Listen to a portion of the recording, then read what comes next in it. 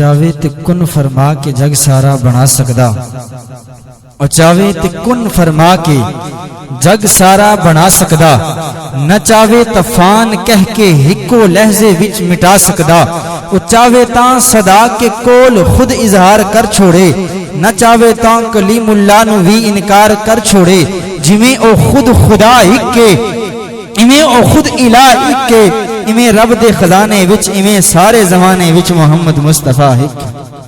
پیار سے کہیں سبحان اللہ۔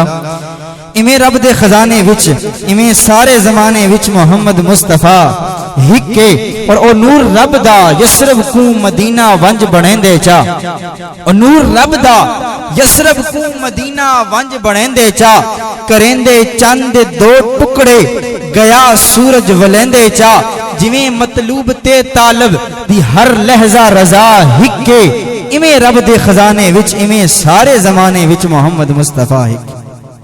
رودے صدیق دے ورگا کسے دا ہم سفر کہے نہیں، رودے صدیق دے ورگا کسے دا ہم سفر کہے نہیں، خواری ہر نبی دے ہن پر کسے کول عمر کہے نہیں، جناب عثمان دے ورگا حیا وچ معتبر کہے نہیں، علی دے نال دا جمنا بہادر تا حشر کہے نہیں، جویں اے چار افضل ہیں چواں دی صلاح ہکے، ایویں رب دے خزانے وچ ایویں سارے زمانے وچ محمد مصطفیٰ ہک، ایویں رب دے خزانے وچ ایویں سارے زمانے وچ محمد مصطفیٰ ہکے۔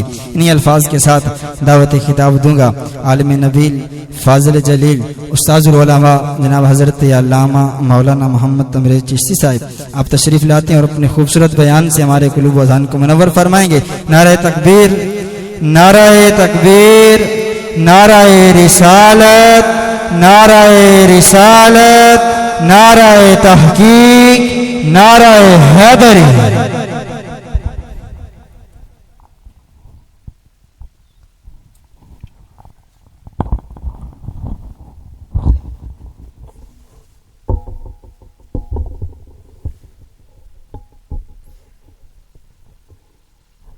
خوبصورت خطاب کے کرنا، ایک وجہ دعا دا ٹائم سی، 5-7 منٹ اپر ہو چکے، انہیں آزانہ شروع ہو جا سن، اس واسطے کوئی ٹائم تو آ جایا کرو، جڑا بندہ بلاوا ہے اتنے انتظامات کرے اس کا خیال کریا کرو۔ تسی بھی تکنے رہنے ہو بھائی جلا چاہ سن اسی بھی جا پہنچی ہے، یہ بھی تکنے رہنے بھائی بندے ہون تو اسی نعت پڑھ ساں، بندے تو بغیر تو نعت نہیں پڑھن ہونی، تو کوئی مہربانی کیتا کرو، کوئی گھنٹہ دو جڑے کوئی بلاوا ہے۔ بہرحال میں لمبی چوڑی کو نہیں گفتگو کرن لگا، ایک آیت پڑھ ساں، ایک حدیث طیبہ دا ترجمہ تے دو گفتگو کر کے، چونکہ انہیں اذانہ شروع ہو جا سن، پھر تہاڈی نماز بھی تھی ضائع کریے تے جنہ پڑھنی ہے وہ بھی۔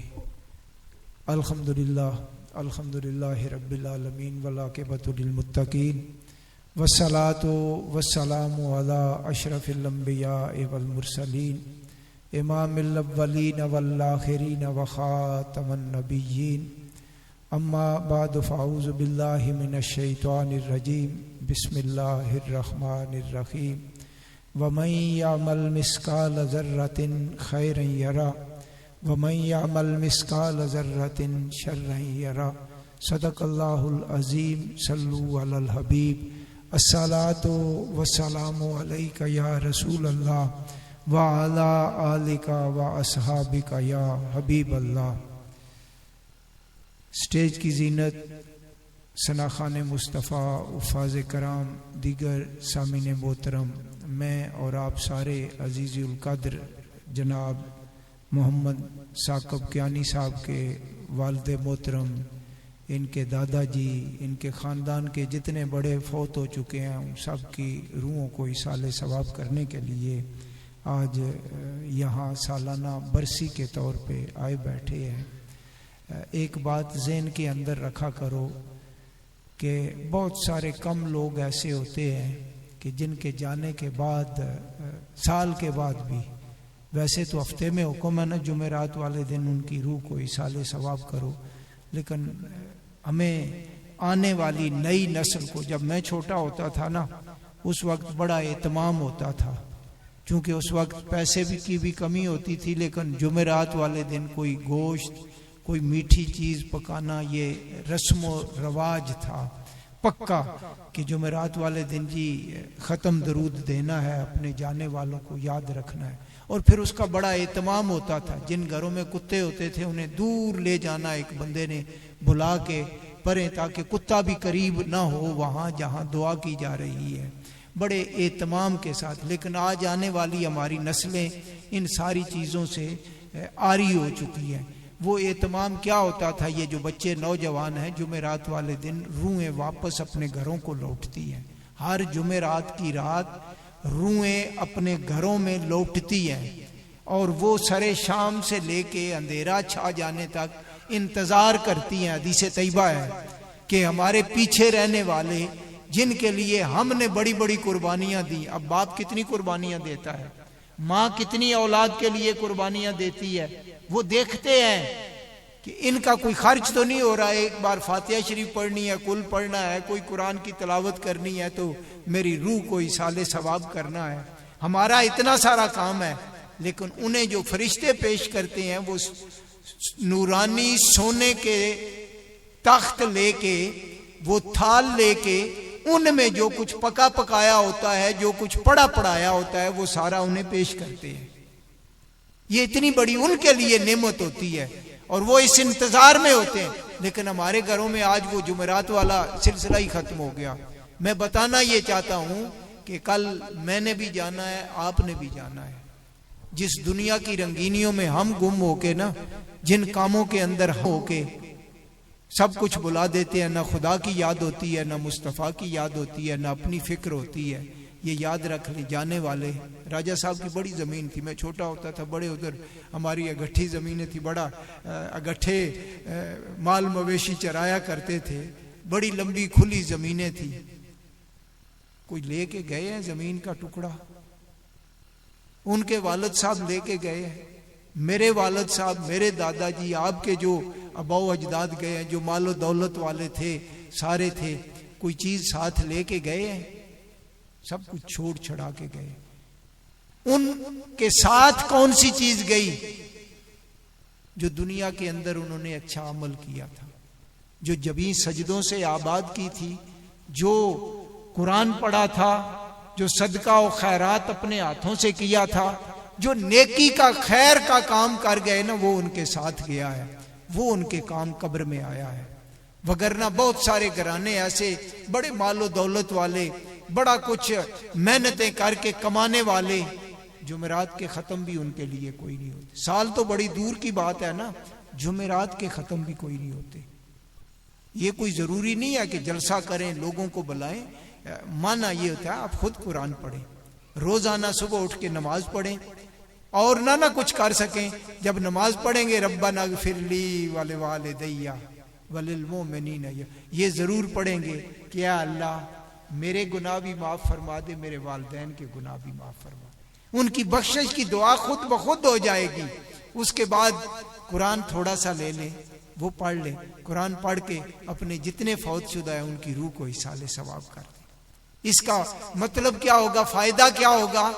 آج آپ کریں گے اور بچوں کو بتا کے، آنے والی نسلوں کو بتا کے کہ میں کیا کر رہا ہوں، یہ دعا میں کون سی کر رہا ہوں، جمعرات والے دن کن کے لیے دعا کر رہا ہوں. انہیں بٹھایا کرو، اپنے بڑوں کی قبروں پہ جایا کرو، اپنے بچوں کو ساتھ لے کے جایا کرو، تاکہ کل جب آپ جائیں گے انہیں بھی پتا ہو کہ یہ بھی کوئی ڈیوٹی ہماری ہے. لیکن کوئی نہیں، قبروں کی ویرانیاں ہوتی ہیں، کوئی بندہ انہیں دیکھنے والا کوئی نہیں ہوتا، فاتحہ و درود کوئی نہیں پڑھنے والا ہوتا، ان کی روح کو ایصال ثواب کرنے والا کوئی نہیں ہوتا. یہ باتیں آپ کو اس لیے بتا رہا ہوں، اپنے ذہنوں میں بٹھاؤ، اپنے رب کو یاد کرو، اپنی موت کو یاد رکھو کہ ہم نے بھی قبر میں جانا ہے. سارا کچھ، کوئی چیز ہمارے ساتھ کوئی نہیں جانی. یہ آیت پڑھی ہے نا جو وَمَن يَعْمَلْ مِثْقَالَ ذَرَّةٍ خَيْرًا يَرَهُ.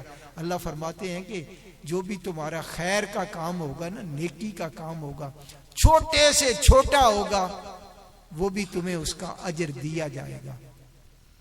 وَمَن يَعْمَلْ مِثْقَالَ ذَرَّةٍ شَرًّا يَرَهُ. اور برائی جو کی ہوگی نا، چھوٹی سی چھوٹی، اس کی سزا بھی تمہیں ملے گی، وہ بھی تمہارے سامنے آئے گی.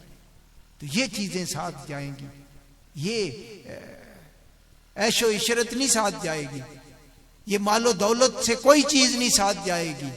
یہ بلڈنگیں، یہ ہماری جائیدادیں، کوئی ساتھ نہیں جائے گی۔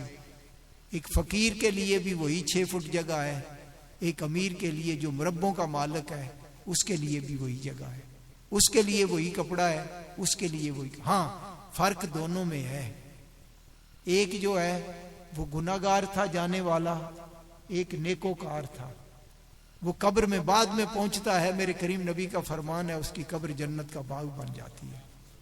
دنیا کی تکلیفیں مشقتیں کاٹ کے گیا ہو، دنیا سے کوئی چیز اپنے ساتھ نہ لے کے گیا ہو، لیکن قبر میں پہنچتا ہے اپنے مٹی ڈال رہے ہوتے ہیں، بکیں بھر بھر کے مٹی ڈالتے ہیں، لیکن میرے کریم نبی فرماتے ہیں اس کے لیے جنتی سیج بچھ جاتی ہے، جنت کی کھڑکی اس کے لیے کھل جاتی ہے، اور گہری نیند قیامت تک وہ سو جاتا ہے۔ اور دوسرا جو یہاں عیش و عشرت کرتا رہا، بڑا مال و دولت کا مالک تھا، جائیدادوں کا مالک تھا، اگر اس نے اپنے خدا کو بلائے رکھا نا، انہی کاموں میں پڑا رہا، تو میرے کریم نبی فرماتے ہیں خفرۃ من النار، وہ اس کی قبر جہنم کا گڑھا بن جائے گی۔ اس لیے یاد رکھو، یہ حدیث ایک اپنے ذہن میں رکھو کہ میرے کریم نبی فرماتے ہیں جو تکلیفوں میں ہوتے ہیں نا، دنیا پہ تکلیفیں ہوتی ہیں، جنت ان کا مقدر ہوتا ہے۔ جتنی آزمائشیں، امتحان دنیا کے اندر تکلیفیں کاٹے گا، جتنی مصیبتیں کاٹے گا، اس کا بدلہ اسے کیا ملے گی؟ جنت ملے گی۔ جتنی عیش و عشرت آسائشیں کاٹے گا دنیا کے اندر، وہ سمجھ لے میرا خدا میرے ساتھ ناراض ہے۔ بیماریاں آتی ہیں، تکلیفیں آتی ہیں، دکھ آتے ہیں، تو وہ یہ ذہن کے اندر رکھ لے کہ میرا خدا میرے ساتھ راضی ہے، اس نے مجھے یاد رکھا ہوا ہے۔ ہمیں کوئی تکلیف آ جائے تو ہم کہتے ہیں ہمارا خدا ناراض ہے، خدا ناراض نہیں ہے، خدا راضی ہے۔ جس کی وہ بھلائی چاہتا ہے نا، اسے تکلیفیں دیتا ہے، دنیا کے اندر آزمائشیں دیتا ہے، بھوک کی آزمائش دے دیتا ہے، مال کی کمی دے دیتا ہے، جائیداد کی کمی دے دیتا ہے، تکلیفیں مشقتیں اس کا مقدر، لیکن آخرت اس کی جنت ہوتی ہے۔